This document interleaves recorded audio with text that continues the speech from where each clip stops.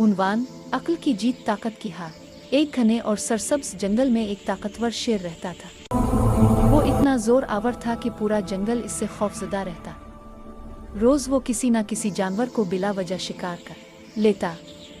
जंगल के जानवर बहुत परेशान थे, मगर किसी में इतनी हिम्मत न थी कि शेर का मुकाबला करे। इसी जंगल में एक नन्हा सा मगर बहुत ज़हीन खरगोश भी रहता था। इसने जानवरों की परेशानी देखी तो सबको इकट्ठा किया और कहा, ताकत का मुकाबला ताकत से नहीं अक्ल से किया जाता है। अगले दिन खरगोश जानबूझकर शेर के पास देर से पहुंचा। शेर गुस्से में दे उड़ा। खरगोश ने डरते हुए कहा, बादशाह सलामत।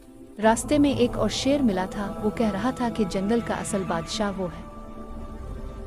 शेर ने कुनवे में झांका तो इसे अपना ही अक्स नजर आया। गुस्से में आकर इसने कुनवे में छलांग लगा दी और हमेशा के लिए खत्म हो गया। जंगल के तमाम जानवर खुश हो गए।